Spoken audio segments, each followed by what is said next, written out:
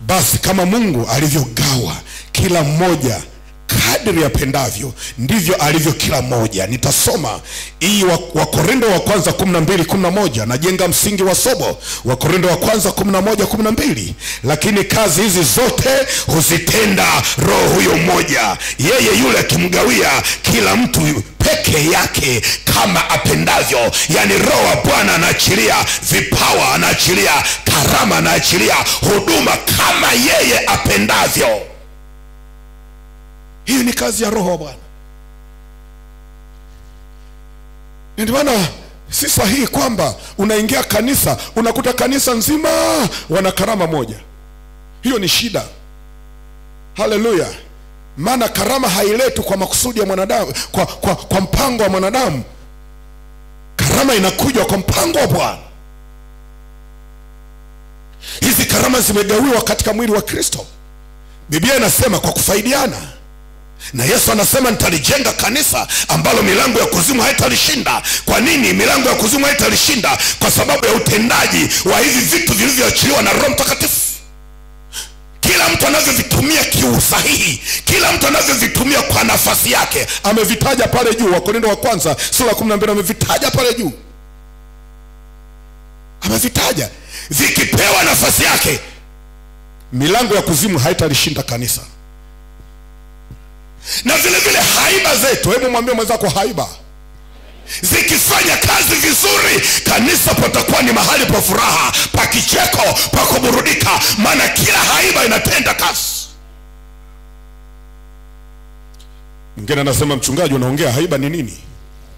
Haiba ni mienendo ya asili, ni tabia ya ndani, ni tabia za ndani ambazo mtu huzaliwa nazo. Hizi tabia sio dhambi, ni tabia tu mtu huzaliwa nazo. Uliwahiambiwa kwamba yani wewe unavyocheka mdomo unaenda kwa upande kama baba yako? Uliwahiambiwa? Unaambia angalia anavyotembea kama baba yako. Jamani, ana huruma kama bibi yake. Huruma alizo nazo kama bibi yake. Hizo ndizo hisia umebeba toka kuzaliwa kwako, umezibeba. Wala huzipanga. Wanyakyusa ni wataalamu wa kulia. Sema kulia. Msiba ukiwa na Mnyakyusa utaenjoy. Hebu sema utaenjoy.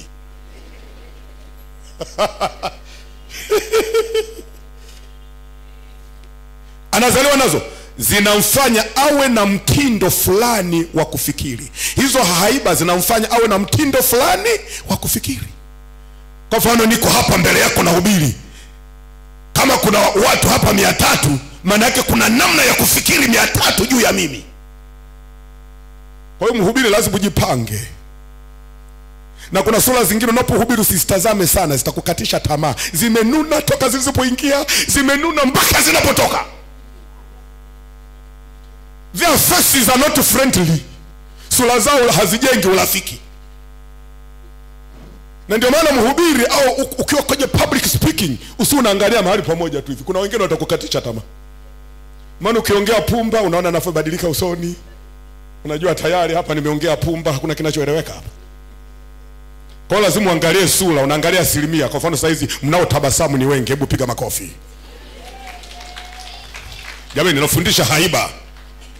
Na ngoja nikwambie, katika Biblia Mungu alitenda ishara na miujiza. Mungu alifungua watu. Mungu alieneza habari za ufalme wake duniani kwa kutumia haiba za watu. Pengine uelewi. Alitumia haiba zao. Those redemptive people, watu wa ukombozi. Kutoka mwanzo huko, mambo ya Mungu alipoanza kuongea na Ibrahim, alipoanza kuongea na kina nani huko chini, kina Henoko, alitumia haiba zao. Alitumia haiba? Yes, not this my friend.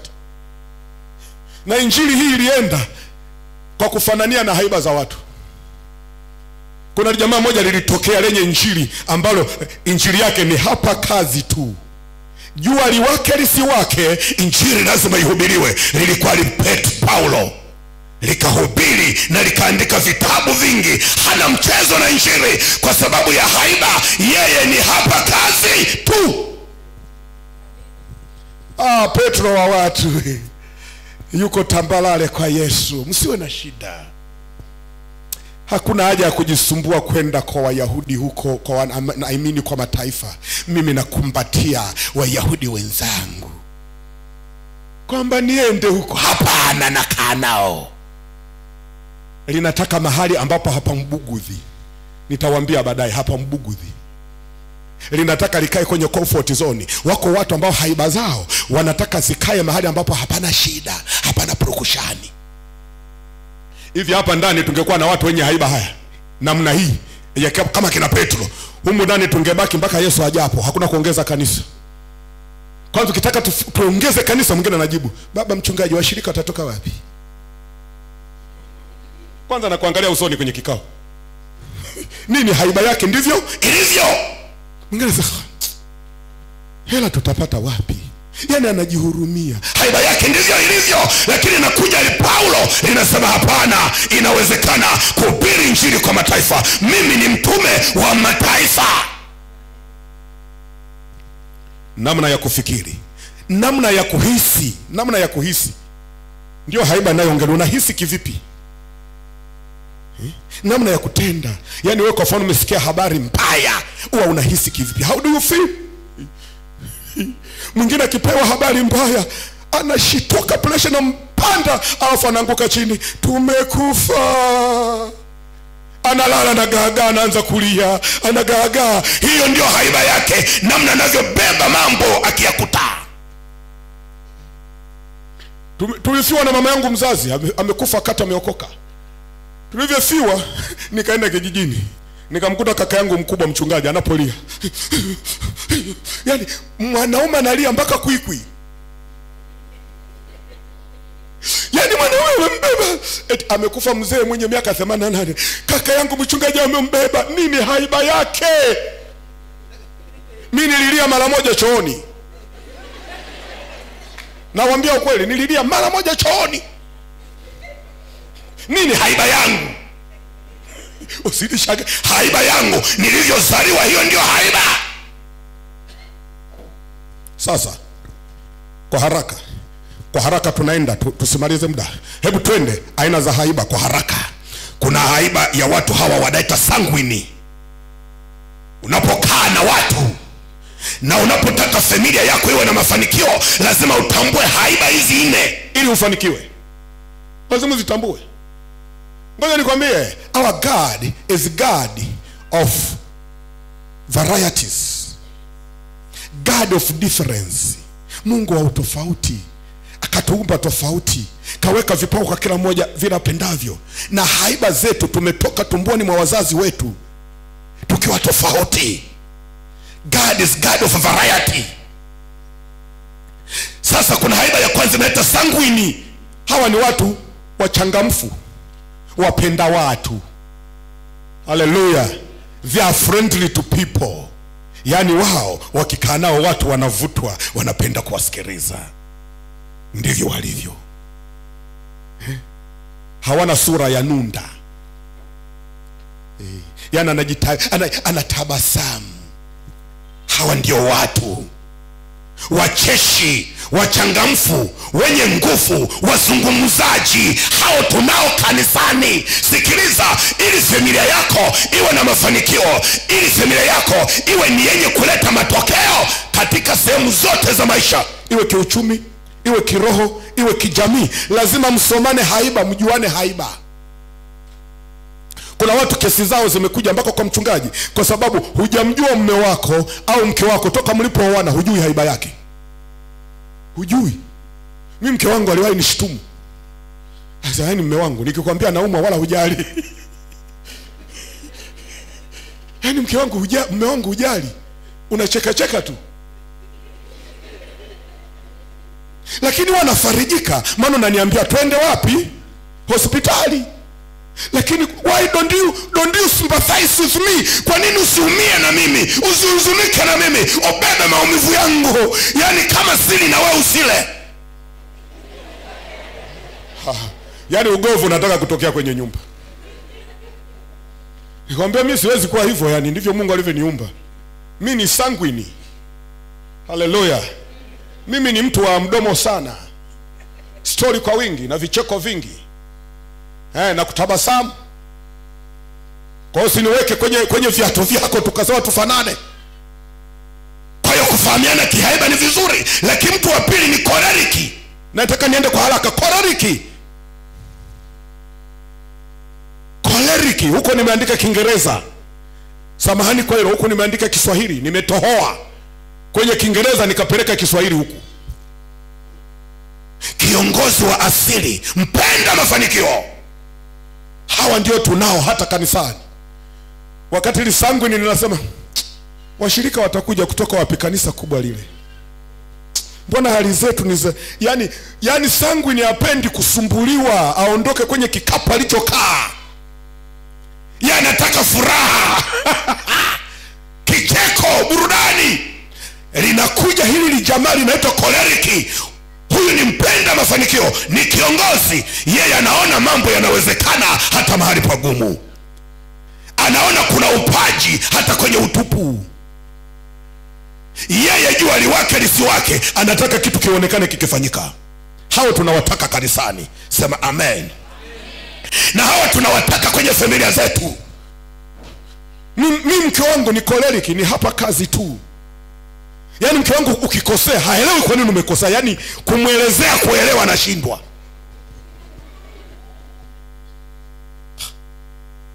Kamekuja kashemeji kutoka mbali huko. Katoto ka shemeji yangu. Kalikuwa kajaokoka, kakaja na vitabia fulani. Unajua mke wangu koleriki alisemeje? Tufukuze arudi nyumbani. Full stop. Mimi sangu nikacheka. Nikasema tumpe Mungu nafasi, atabadilika. Ataniheshimu na mimi kauli yake nikaiheshimu. Juzi tu nimekabatiza. Lakini hapa kazi tu alisema mambo kama haya yavumiliki nyumbani. Huu ni upagani. Hatuwezi kumkaribisha shetani nyumbani. Sisi ni watumishi. Lisangu linainuka linacheka. Mke wangu. Tumpe Mungu nafasi. Umeelewa? Sasa lazima muelewane wapendwa. Ndani ya kanisa lazima muelewe. Ndani ya familia mahali pako pa kazi lazima uelewe. Our God is God of diversity. Mungu wetu ni Mungu wa mambo tofauti. Huyu ni mtu mwenye malengo, koleriki, mtu mwenye malengo, mwenye uamuzi, shupavu na jasiri. Sasa mbaya zaidi, wewe mwanaume umemwoa mwanamke ambaye ni koleriki. Alafu akatokea nyoka ameingia kwenye uvungu wa kitanda. Anakuja mke wako koleriki, nyoka yuko wapi? Mwanaume umepanda kwenye kitanda unadua hata kudua.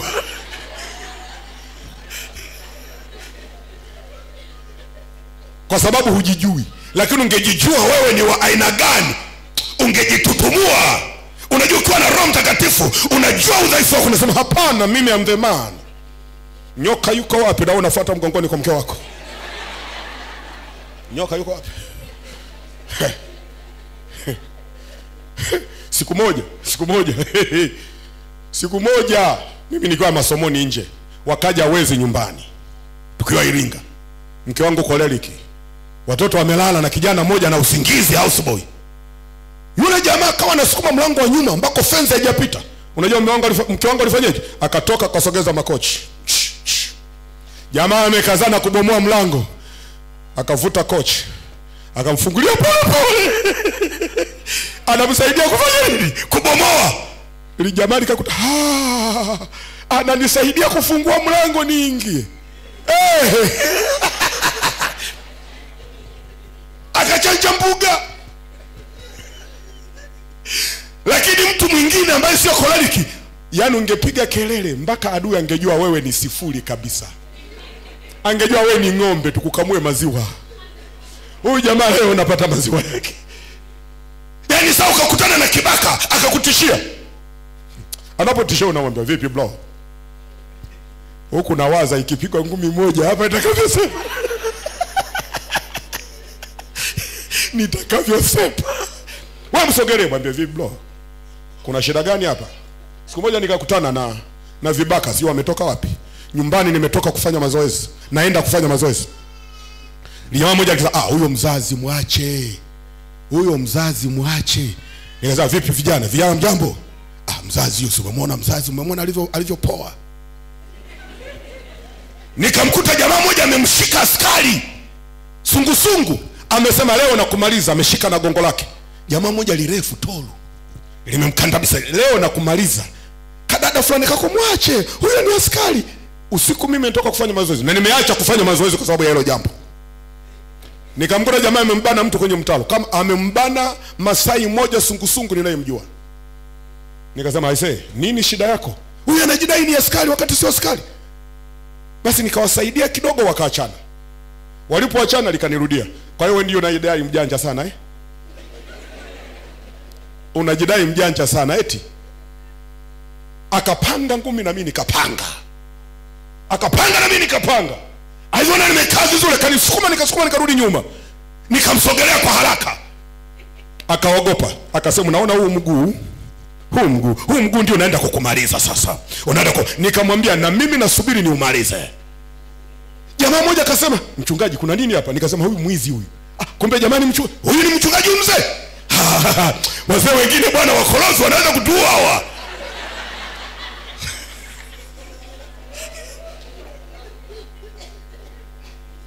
Tambua haiba za watu. Lakini kuna mtu anaitwa melankoliki. Melankoliki ni mtafakari, mpenda ukamilifu.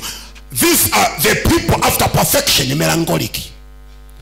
Melankoliki wanapenda nini? Ukamilifu, perfection. Yaani ukifanya kitu ovyo hawakuelewi. Kwa nini unafanya kazi ovyo hivi? Kakosa kadogo umefanyeje? These are the people of perfection.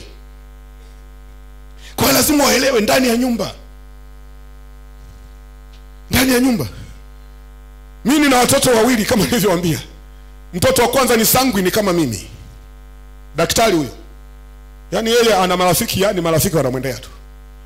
Haka kengine toka kakiwa chekechea nika kiongozi.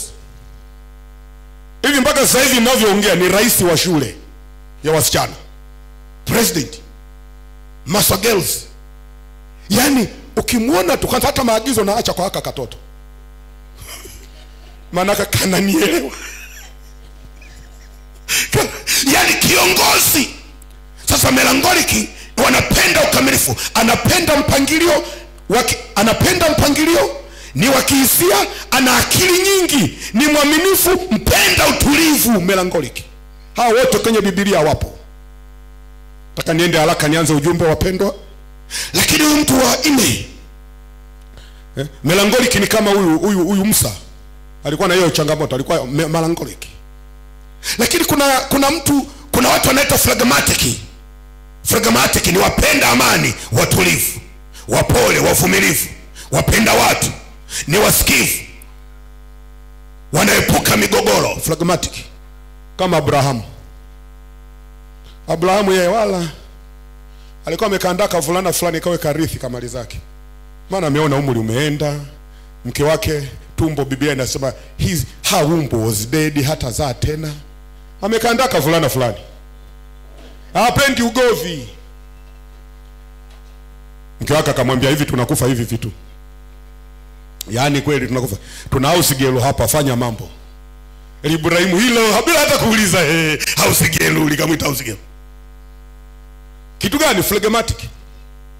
Katika personality, katika haiba, katika temperament. Lakini Bwana Mungu kwa neema yake alifanya nao kazi katika jina la Yesu, hata sisi kupata kuelewa mambo haya makubwa ya Mungu.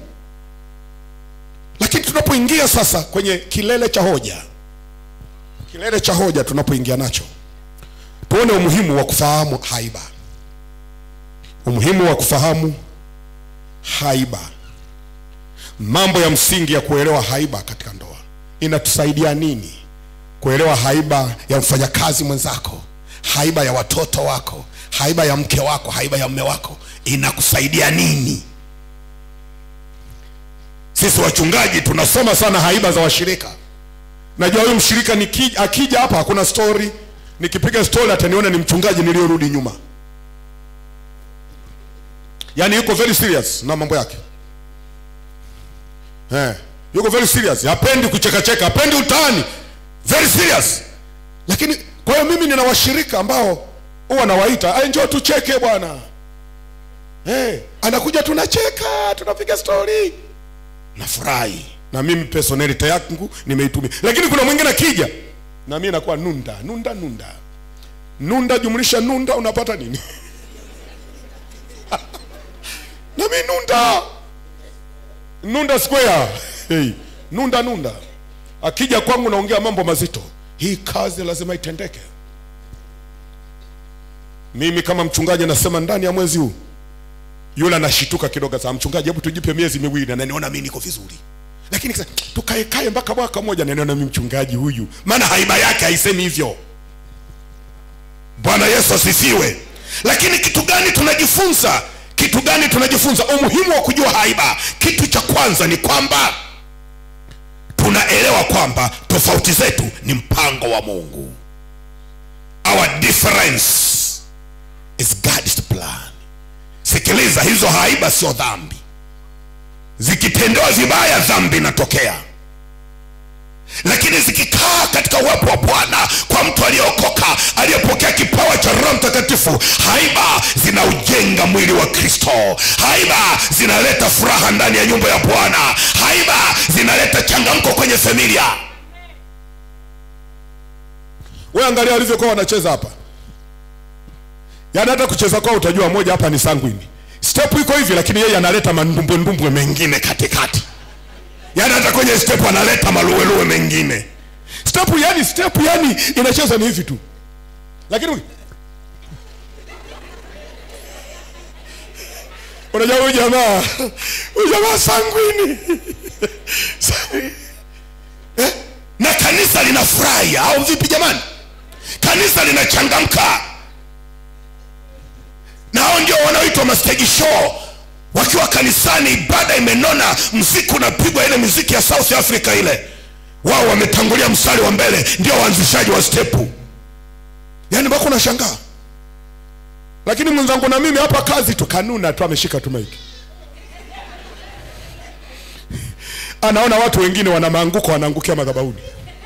Hao nao wanaanguka, hao waone hao. Hapo anasimama na kuambia kanisa linaenda wapi? Anakuja kwa mchungaji, kanisa linaenda wapi? Tumeikaribisha dunia madhabahuni. Au unajua mimi namwambiaje? Kijana wangu, tuombe sana, dunia isingie madhabahuni. Siwezi kumkemea nikamwambia una maana gani? Hapana. Nini haiba za watu? Warumi 12:4 inasemaje? Kwa maana tu viungo mbalimbali katika mwili mmoja, wala hatufanani kazi zote. Tu viungo tofauti, hatufanani. Haleluya. Hatufanani my friend. Usije kanibeba mimi ukanifananisha na pastor na bishop. Na maneno nayo ongea ni tofauti. Na ukiniuliza ukisema nimekosea, na kushangaa wewe unayenikosoa. Yaani unaponishangaa na mimi nakushangaa. Sasa huyu naye ameangukia wapi kushirika huyu? Mimi naona sawa. Naona sawa tu. Hapo ndipo uzuri wa mwili wa Kristo. Bwana asifiwe. Yaani you become real you are. Unakuwa mhalisia wa wewe ulivyo. Katika uhalisia wako Bwana anafanya katika jina la Yesu aliye hai. Na ngoja nikwambie, mtu mwenye haiba fulani hata kishika mic anapoimba kuna ladha tofauti. Ile ladha inategemeana na haiba ya mtu na kipawa cha Mungu juu yake. Nakwambia Mungu anatenda kazi na haiba zetu. Tumia haiba yako. Wewe ni nani? Ni sanguini, ni choleric, phlegmatic, ni nani? Mimi natumia haiba yangu vizuri sana. Mimi yani kati ya watu wenye raha duniani mimi nimo. Mimi sina stress in the name of Jesus. Baba mchungaji, kweli ukija kwangu waulize mchungaji asiye na stress hata kama hana hela ni mimi. Mchungaji mmoja alikuja kanisani akasema mchungaji wenu hatujawahi muona akiwa amekasirika. Na kweli I'm not acting, sio na act. Kwa sababu najua hata kama yametokea maswaibu yanapita tu. Hata kama yametokea mabaya yanapita tu. Kwa sababu ninakotoka ni tofauti na nilipo. Nilitoka kwenye hali mbaya, sasa hivi Mungu amebariki. kwenye ukoo ni msomi peke yangu, sio degree moja yenye afya zenye uhai degree. Sio nimesoma soma tu huko, hapana, nimekaa darasani. Sio unabeba vikaratasi fulani, si mnakutanaga kuna kakihenge fulani kako pale, mnachukua PhD ya Kiswahili. Unaona udaktari wa Kiswahili, PhD ya Kiswahili. Yaani sio somo la Kiswahili, yaani mnasoma Kiswahili masomo yote, hata Kiingereza wamebadilisha Kiswahili. Hicho Kiswahili mlikiona wapi kubadilisha yote haya? Mmenielewa? PhD ya Kiswahili sio somo la Kiswahili. Ninaongea kwa mfano, chemistry anasoma kwa Kiswahili, ndio ninachokiongelea. Hesabu anasoma kwa, ndio ana PhD ya hesabu kwa Kiswahili. Wewe ni kituko. Na ndizo elimu wengine wanazozikimbilia hizo. Nimekuja na vikaratasi videsa. Mtu mmoja alisoma Afrika Kusini akaja kwangu, mchungaji, ungekuwa na haya vitabu hivi tulikuwa tunasali naye, vingekusaidia sana. Kama amesoma diploma. Nikasema viko below my level, viko chini sana hivi. Wakati mimi nilikuwa nasoma theology, viko chini sana hivi. Nasoma wapi huko? Chini sana. I said, do you mean that? Nikasema, yes, I mean it. Hifadhi nafasi yako bwana, si unasoma tu. Watu wameandika vitabu vya ndoto, unasoma namna ya kutafsiri ndoto huko hapa. Na aina za nyota.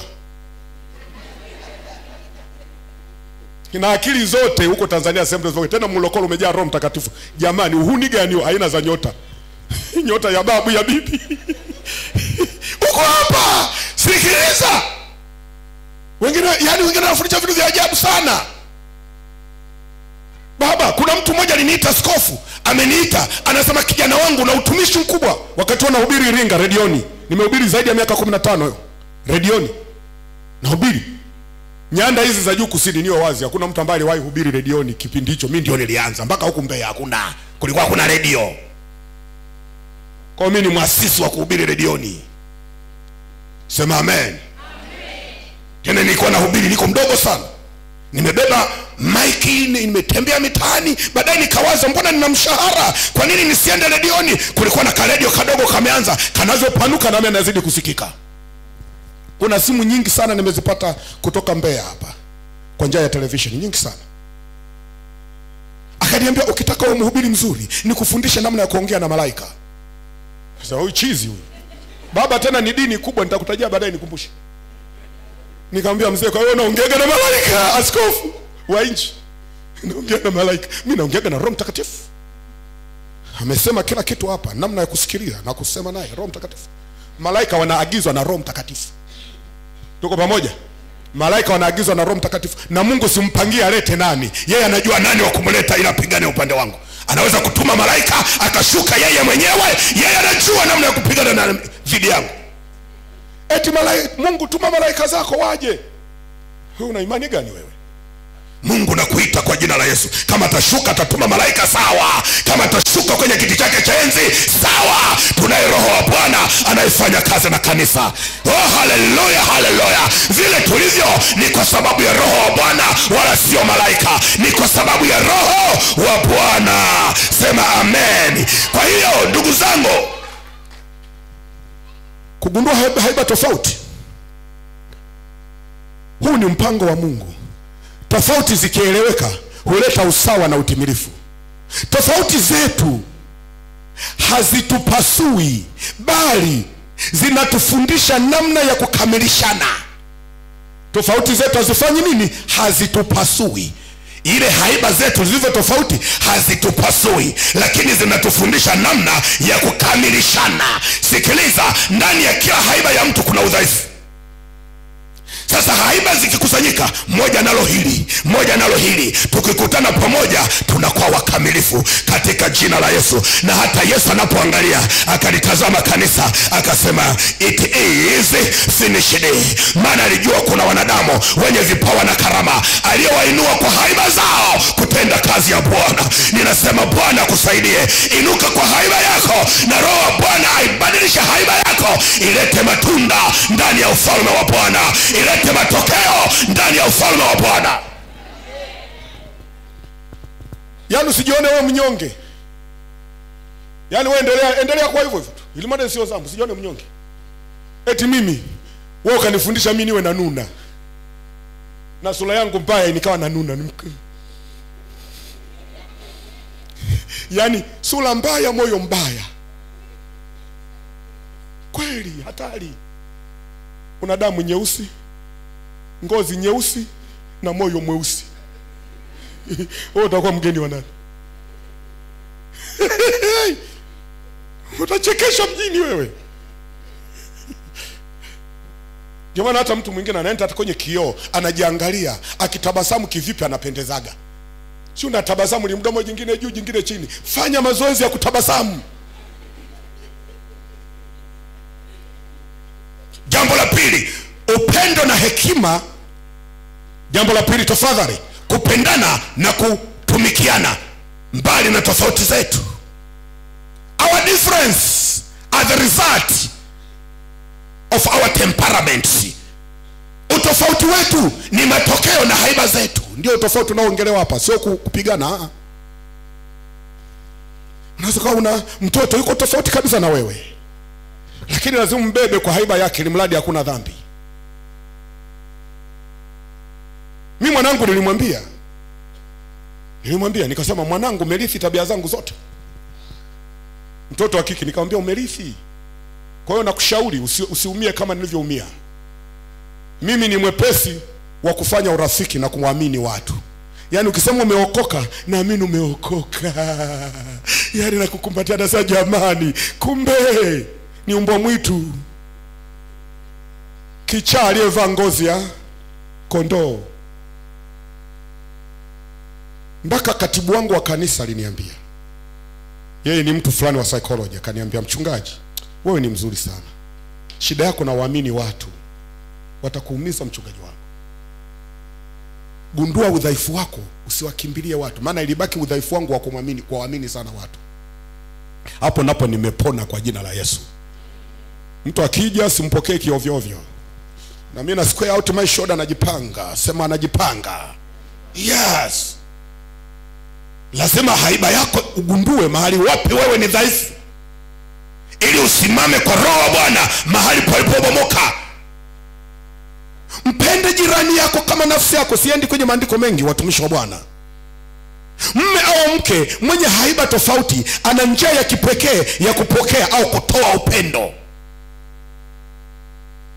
Mtoto mwingine ukimpa kitu fulani ana namna fulani ya kupokea na kutoa upendo. Mtoto wako, hata rafiki yako ana namna fulani. Yaani ni sawasawa na Mhehe, umwambie aseme samahani nimekosea. Hiyo ni ndoto. Sisi hatusemagi samahani au nimekosea nisamehe. Haipo hiyo. Nini haiba? Lakini baadaye nikagundua huu ni ubaya. Haiba hii ni mbaya. Haiba hii ni mbaya. Sasa hivi ninaweza kusema samahani, ninashukuru sana kwa kunisaidia, nimekuwa mtu mzuri. Bwana Yesu asifiwe. Wana namna ya kupokea. Unapomwelewa mwenzako, unajua jinsi ya kumpenda ipasavyo. Unapomwelewa mwenzako, mtoto wako unapomwelewa, mzazi wako kule nyumbani unapomwelewa vile alivyo. Haleluya. Mshirika mwenzako unapomwelewa, mko kwenye praise team au kwenye kwaya pamoja. Mchungaji wako unapomwelewa, utajua namna ya kwenda naye ipasavyo. Bwana asifiwe. Unapomwelewa mchungaji wako. Na sisi ni wanadamu. Haleluya. Yes. Elewa mchungaji hajapenda hiki kitu. Kuna watu hawajai niona nimekasirika kanisani. Siku moja nikaonyesha hasira, tena nilifanya makusudi wanielewe na mimi mkali. Wakashangaa mchungaji leo alikasirika. Nikasema mimi ni mtu mbaya sana, msinichezee madhabahuni. Lazima niwe tikisi. Niwe chikichi. Msiwaambie lakini mkienda. Kwa sababu wanafikiri huyu ndivyo alivyo kirahisi. Sometimes you must change. Onyesha the other side of you. Onyesha upande wako mwingine. Hata nyumbani mimi wanabadilika kwa watoto. Naamua nakuwa mkali tu, alafu naenda chooni na cheka vibaya sana ndivyo wanyanyasa. Nawaambia ukweli. Kwa sababu wale sasa ni kama dada zangu, madada hivi. Alafu mke wangu amekazana. mwe makini sana na baba yenu, ni mkali, anazidi kuweka chumvi. Yaani baba yenu akikasirika na baswa hata meza hapa ndani. Kusema mke wangu anakoleza, alafu baadaye namuita, safi sana. Yaani ni mbaya sana ukasifiwa kwa watoto na mke wako kwamba baba yenu mpole, jibadilishe. Baba yenu mpole, hana neno lolote. That is bad. Wajua kukiwa na hali nzuri baba ni mzuri. Wajua wakikosea wao wanajipanga, mzee anaingia. Men must take their position. Wanaume chukueni nafasi yenu. Wanawake wanawategemea muonyesha ubaba. Mara nyingine hata wanawake wanatuchokozaga tu, wanafoka waone tutakavyo react. Sana nimemnyambua nilitaka nione atakavyofanya.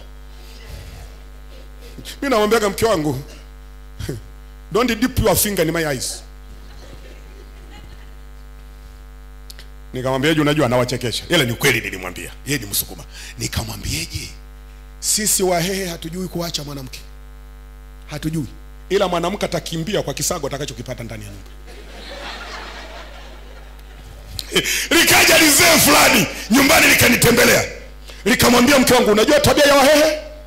Akasema Wahehe hawachagi mke, ila utakimbia baada ya kuona jino la kwanza limetoka, sijui sikio limetaka kukatika. Yaani wewe mwenyewe utasema ngoja ujisalimishe nyumbani, hawachi mke. Nikamwambia mke wangu, yaani nikamwambia mzee, safi sana. Umemaliza. Nikamwambia mke wangu, sisi sio watu wazuri, ni watu wabaya sana, ni Yesu tu amenibadilisha. Usiruhusu mazingira haya yatokee hapa ndani patachafuka. Lakini ukweli angekuwepo, sijawahi mpiga. Miaka 23 sijawahi mpiga. Sijawahi mpiga. Nini? Anaogopa ninachoongeaga. Kwamba mimi kupiga jino la kwanza limetoka, unaanza kuhesabu jicho linafuata. Akaenda nyumbani kijijini. Mbaya zaidi alienda kijijini nyumbani. Amelala hivi saa 2. Akasikia jumba ya kwanza.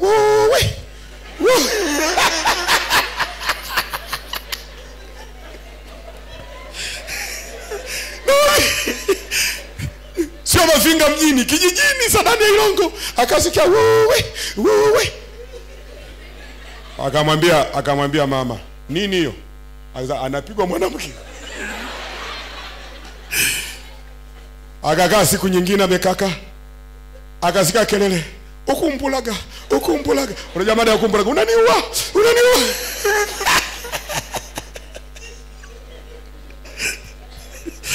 Nikamwambia mke wangu, huko sisi ni chai, yani kupiga mwanamke ni sifa.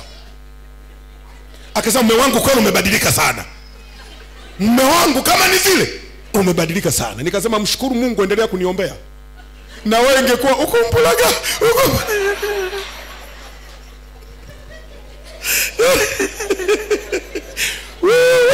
Sio ya kisa unasemeje kupiga ntulu. Ukumbulaga. Umeniona. Sasa mimi baba yangu ndiye alikuwa mkorofi. Baba yangu sijawahi muona akipiga mama. Baba yangu mzazi sijawahi muona akimpiga mama yangu mzazi.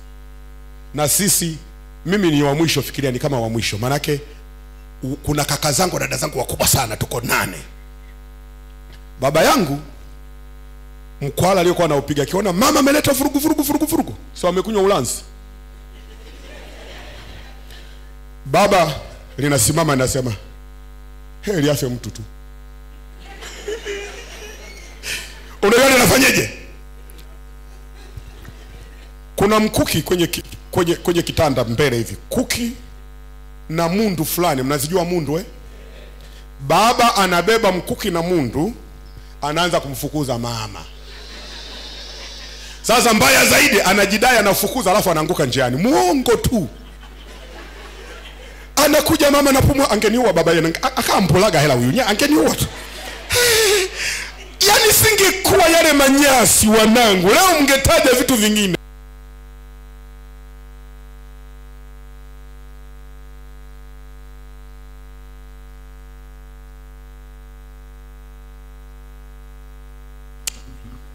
Sasa ninaniambieje? Mwanamke inabidi uishi naye kwa akili. akili. Nikasema baba kwani ungeua? Akasema wewe uwe wapi?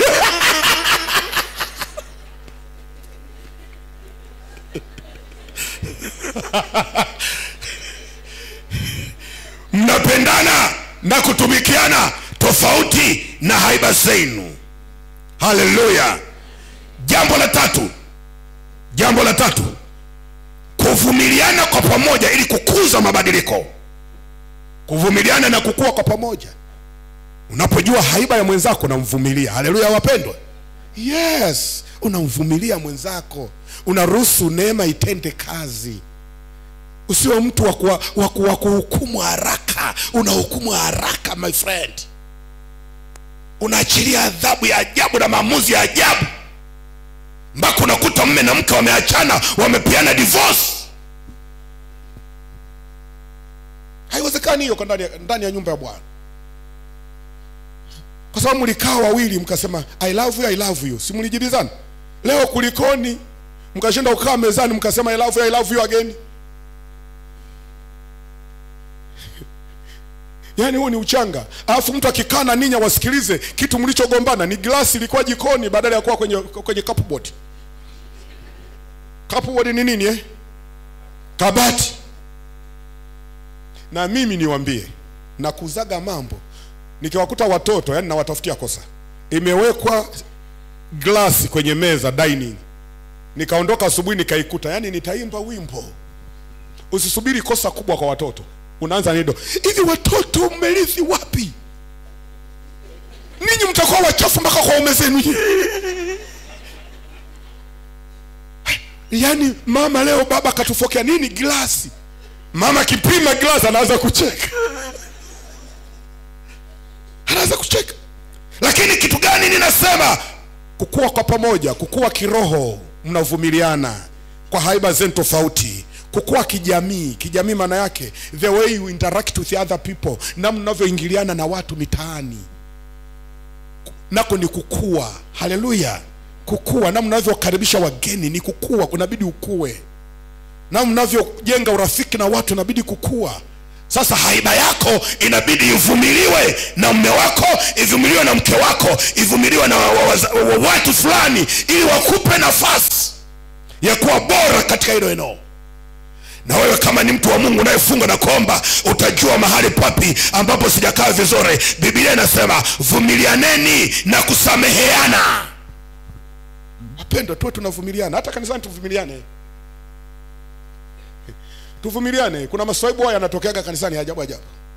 Tuvumiliane, tupendane, tushikane mikono, tuone kwamba shetani hapate nafasi katika hili. Sisi tunaendelea na kazi ya Bwana. Usikae ni mtu ambaye unatafutaga makosa. Kuna kosa gani hapa? Watu wanavaeje kanisani? Hivyo wanapocheza unachezeje? Umeoneje? Yani mtu ambaye unatafuta nini? Don't do that. Change is a process. Transformation is a process. Kubadilika ni mchakato.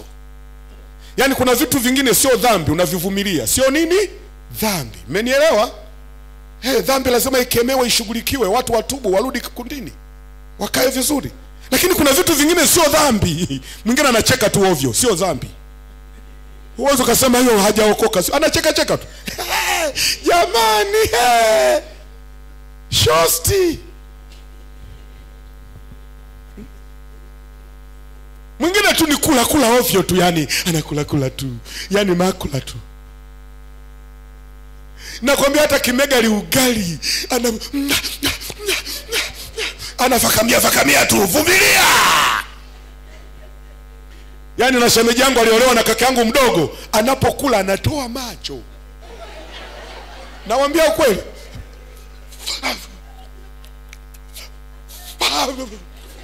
Yani anapiga hata anatoa.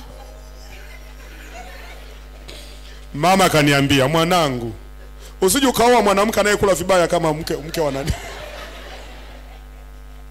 Kama mke wa kaka yako mdogo. Kweli alinishauri. Lakini nikajua hizo nazo ni aiba. Baada ya miaka kadhaa shemeji akabadilika na kula vizuri. Ndio maana nyumbani watu nakula na watoto. Uangalie anavyokula.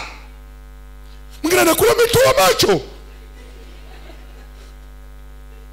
Akiona chakula kinaisha anabeba. Yaani mimi baba yangu mzazi akiona mboga tamu inaisha alikuwa anabeba na kisufuria. Anashika mkononi, alafu anakula huko anasinzia. Alafu mama anasimama, anaongea kihehe. Aliso. Yaani ona hayo. Ona hayo. Baadhi ya haiba hukasirika haraka, nyingine hukwepa migogoro. Kuna haiba hukasirika haraka, nyingine hukwepa migogoro. Kuvumiliana kunajengwa kupitia kuelewa mizizi ya tabia ya mwenzako. Elewa mizizi ya tabia ya mwenzako. Yaani unakaa na mke kwa muda mrefu, alafu unakuja unaleta kesi za ajabu sana, zinazoonyesha kwamba mke wako umfahamu, mume wako umfahamu, hata mtoto wako umfahamu, mfanyakazi mwenzako umfahamu, mshirika mwenzako umfahamu. Please jifunze personalities. Utakuwa tajiri wewe. Mimi nakwambia hata kwenye duka lako watakao wanakuja watu. Unajifunza haiba za watu. Haiba. Mimi namshukuru Mungu hakuna mahali niwaienda.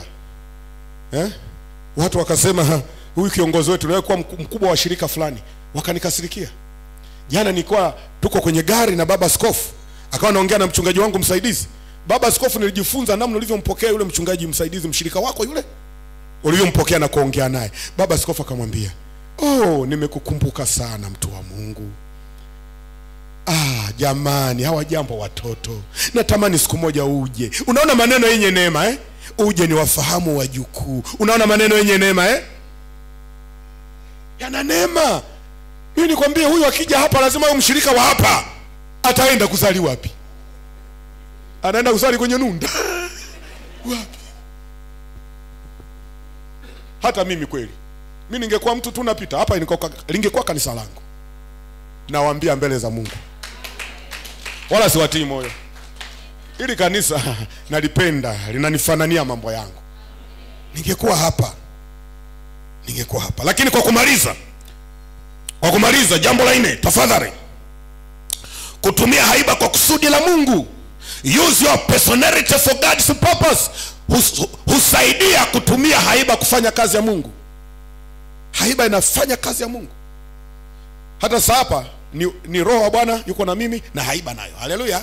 So unaona unacheka. Hivi hata hivi namuomba Mungu nisiongee sana ili usicheke. Yaani kuna wakati kanisani roho wa Bwana anaachiliaga na leo ni siku ya kucheka tu. Alafu ukicheka sasa unakuta watu baadaye wanafunguliwa kwa jina la Yesu. Maana ndani ya kucheka na neno linaenda. Mtu menuna toka ulivyoingia mpaka unapotoka. Utafikiri umekuja kuwanga. Umekuja kufanya ulozi kanisani. Alafu mbaya zaidi wewe mweusi kama mimi. Umeingia umenuna. Umetoka umenuna. Yaani unaingia unakumbuka maswahibu ya nyumbani na yale maswahibu bado unatoka nayo ukayakute. There must be a change in the name of Jesus. Lazima kuwe na mabadiliko. Kila mmoja kwa karama aliyopokea aitumie kwa kuwahudumia wengine. Biblia inasema kwa karama aliyoipokea atumie kwa kuwahudumia wengine. Tunamtumikia Mungu kwa kuwahudumia watu. Hallelujah. We serve God by serving people. Namna unavyo interact unakaa na mwenzako ni utumishi. Namna unavyoongea unamuinua kiroho ni utumishi. Na ngoja nikwambie, kuna mambo mengine utayaongea hata wewe hayajakutokea. Utashangaa baadaye na wewe yale maneno nayo yasema yanakurudia na wewe unatokewa unasonga mbele. Ogopa sana mshirika ambao unakwenda kwa mshirika mwenzako, badala ya kuongeza upako anatoa upako. Yaani ni kama anointing dryer. Likauza nini upako? The dryer of anointing. Ukifika pale anakusimulia jana, haki ya kweli kusali huko kazi tunavumilia tu.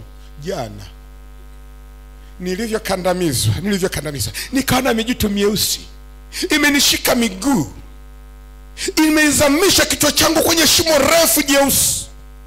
kuinuka, mgongo unauma mpaka saa hizi. Hapo mwenzake anamjibu, aise tuvumilie tu, nilivyopata kizunguzungu juzi. Baba, hao watu wamekufa. Sikiliza, ile hali inayokutokea haionyeshi wewe ulivyo. Narudia, ile hali inayokutokea haikutafsiri wewe ulivyo. Hicho ni kitu kinachopita katika jina la Yesu. Lazima uongee imani. Hallelujah. Speak faith in the name of Jesus. Na unapoongea imani, neno la Mungu halitatoka bure likashindwa kuleta matokeo, na wewe utatokewa katika jina la Yesu aliye hai. Nimemwona mtu mmoja katika maisha yangu ambaye hana mtoto, lakini anawafariji wasiozaa, na haelezi shida yake ya kutozaa. Yani yeye anawaona watoto hata kama yeye hajazaa. Wengine waliokuwa wagonjwa lakini bado wanawafariji walio wazima, na Bwana kageuka akawatendea ishara, maajabu na miujiza. Hata mimi nitamke neno moja ya kwamba hali unayopitia haitafsiri maisha yako, haitafsiri hatima yako, wala haitafsiri Ukristo wako. Nena neno la Bwana, nena neno la Bwana. Hebu simama, mwambie mwenzako, nena neno la Bwana, nena neno la Bwana, na Bwana atatumia haiba yako kwa upako wa Roho wa Mtakatifu. Makubwa yatatokea, makubwa yatatokea kwa jina la Yesu. Nimezidisha dakika 7. Pole sana. Pole sana. Pole sana.